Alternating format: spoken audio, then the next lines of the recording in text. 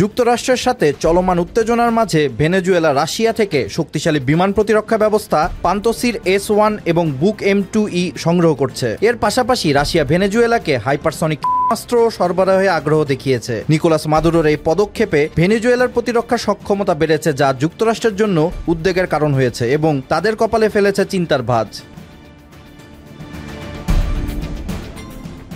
রবিবার এক প্রতিবেদনে এসব তথ্য জানায় ইরানের বিপ্লবী গার্ডের ঘনিষ্ঠ রাষ্ট্রায়ত্ত সংবাদ মাধ্যম ফার্স নিউজ এজেন্সি। প্রতিবেদনে আরও বলা হয় যে ক্যারিবীয় সাগরে মার্কিন সেনাবাহিনীর উস্কানিমূলক সামরিক উপস্থিতি বৃদ্ধির মধ্যেই রাশিয়া থেকে উন্নত অস্ত্রের প্রথম চালান ভেনেজুয়েলায় এসে পৌঁছেছে। এই চালানে হাজার হাজার কাঁধে বহনযোগ্য ক্ষেপণাস্ত্র ও অন্যান্য সরঞ্জামও রয়েছে। পাশাপাশি রাশিয়া হাইপারসনিক ক্ষেপণাস্ত্রের মতো আরও উন্নত কৌশলগত অস্ত্র পাঠানোর বিষয়েও ইঙ্গিত দিয়েছে। এই বিষয়টি ট্রাম্প প্রশাসনের বিষয়ক মন্ত্রিসভার মধ্যেও মতবিরোধ সৃষ্টি করেছে। মস্কো এবং কারাকাসের সরকারি সূত্রগুলো এই তথ্য নিশ্চিত করেছে।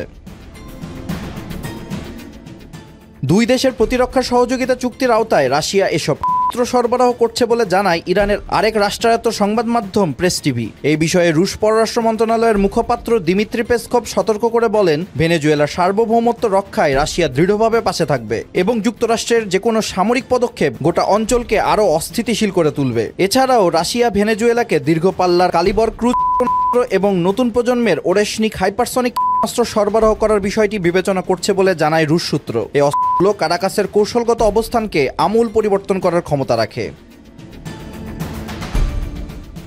বর্তমানে ট্রাম্প প্রশাসন বিমানবাহী রণতরী USS জেরাল্ড ফোর্ড, পারমাণবিক সাবমেরিন এবং হাজার হাজার মেরিন সেনা মোতায়েন করে ওই অঞ্চলে তাদের বৃহত্তম সামরিক উপস্থিতি প্রদর্শন করছে এবং ক্যারিবীয় সাগরে মাঝে মাঝে কিছু জাহাজ হামলা চালাচ্ছে। পাশাপাশি মার্কিন পররাষ্ট্রমন্ত্রী মার্কো রুবিও এবং বিরোধী নেত্রী মারিয়া করিনা মাচাদোর মতো কট্টরপন্থীরা এখনও পক্ষে জোরালো দাবি জানাচ্ছেন।